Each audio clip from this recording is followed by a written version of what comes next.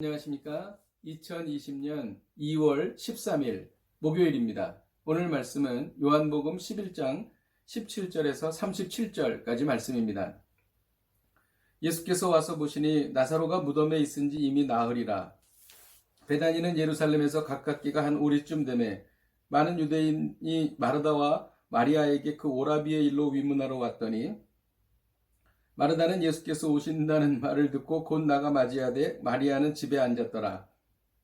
마르다가 예수께 여짜오되 주께서 여기 계셨더라면 내 오라비가 죽지 아니하였겠나이다.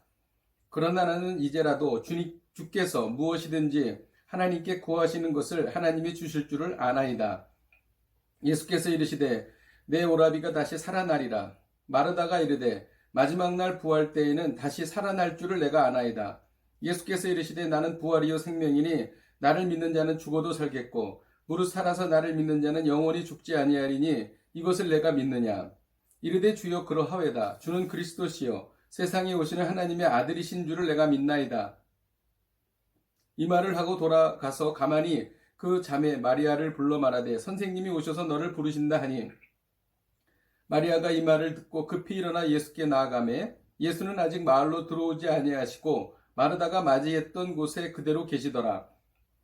마리아와 함께 집에 있어 위로하던 유대인들은 그가 급히 일어나가는 것을 보고 곡하러 무덤에 가는 줄로 생각하고 따라가더니 마리아가 예수 계신 곳에 가서 배웠고 그 발 앞에 엎드리어 이르되 주께서 여기 계셨더라면 내 오라버니가 죽지 아니하였겠나이다 하더라.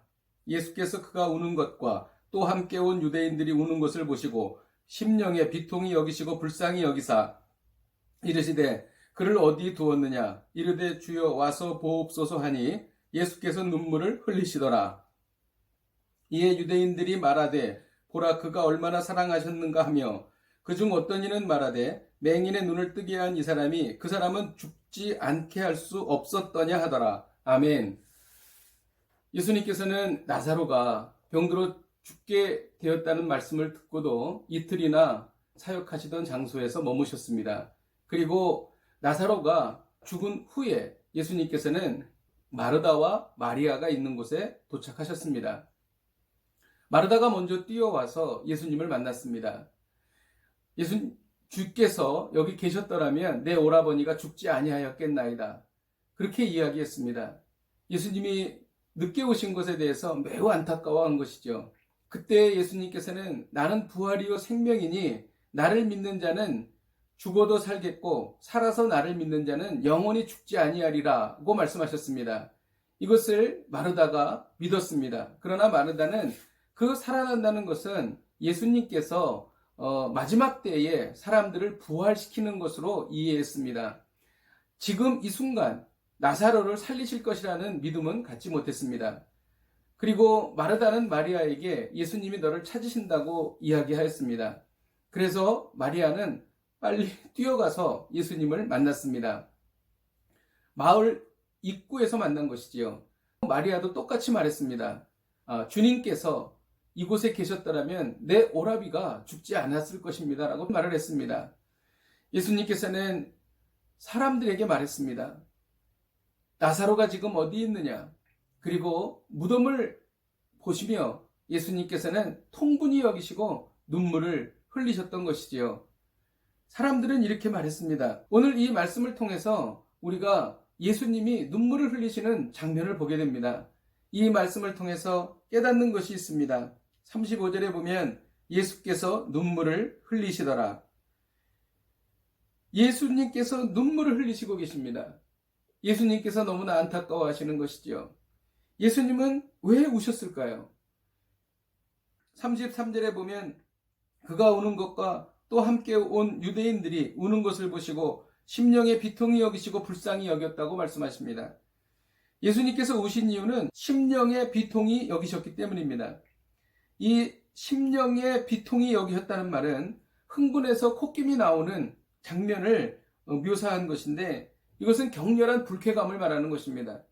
예수님께서 격렬한 불쾌감을 가지셨던 이유는 사람들의 불신앙 때문이었습니다.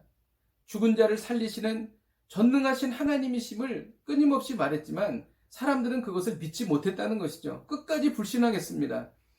그래서 이것에 대해서 불쾌감을 먼저는 보이시고 그리고 결국은 그 불신앙 때문에 눈물을 흘리셨다는 것입니다. 그리고 예수님께서 눈물을 흘리신 이유는 무엇입니까? 33절 후반절에 보면 불쌍히 여기사라는 말씀이 있습니다. 사람들을 불쌍히 여기신 것입니다.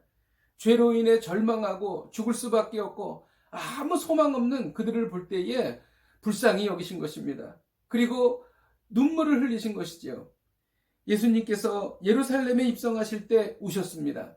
예루살렘에 입성하시기 전에 그 우셨던 주님의 그 마음도 역시 그 사람들의 불신앙 때문에 그리고 그들의 그 절망적인 상태 때문에 예수님은 눈물을 흘리셨다는 것입니다.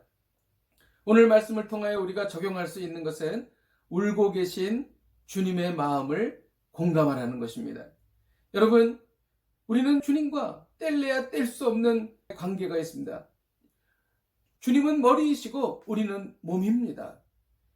포도나무에 비유해서 포도나무가 가지에 붙어 있으면 끊임없이 양분을 흡수할 수 있는 것처럼 우리의 생명은 주님께 연결되어 있는 것이지요. 주님이 지금 눈물을 흘리시는데 우리가 아무 감정도 없다면 이것은 주님과 연결된 사람이 아닐 것입니다. 주님께서 울고 계실 때에 주님의 그 마음을 공감하기를 바랍니다. 내 안에 도사리고 있는 지긋지긋한 불신앙을 보고 눈물을 흘릴 수 있어야 합니다. 그리고 불신앙으로 살아가는 이웃을 보고 눈물을 흘릴 수 있어야 하는 것이죠. 또 우리가 말할 수 없는 안타까운 상황 속에 빠져 있는 사람들을 보고 눈물을 흘릴 수 있어야 합니다. 지금 중국에서는 우한 폐렴으로 말할 수 없는 고통과 좌절과 절망적인 순간들이 계속되고 있습니다.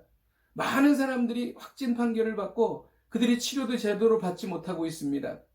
그들에 대해서 정말 눈물로 기도할 수 있어야 될 것입니다.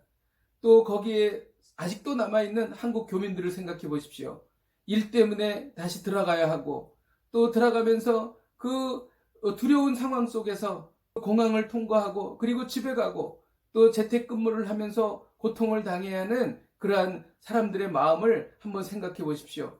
그리고 아파트에 들어갈 때에 체온을 재면서 37.5도가 넘으면 격리되어야 하는 두려움 가운데 체온을 재는 그 교민들의 마음을 한번 생각해 보십시오.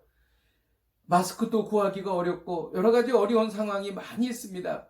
이러한 분들을 생각할 때에 우리가 정말 눈물로 그들을 위해서 기도해야 될 줄로 믿습니다. 기도하겠습니다. 하나님 아버지, 오늘 이 시간 주님 앞에 기도합니다. 오늘 말씀을 통하여 울고 계신 주님의 마음을 공감하는 저희들이 되기를 원합니다.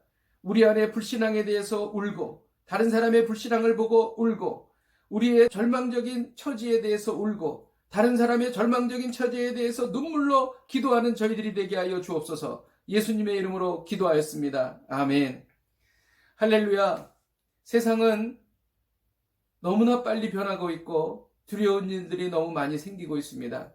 이러한 상황 속에서 정말 울고 계신 주님의 마음을 공감하여 중보하고 기도하고 또 응답받는 놀라운 하루가 되시기를 주님의 이름으로 축복드립니다. 오늘도 승리하십시오. 내일 뵙겠습니다.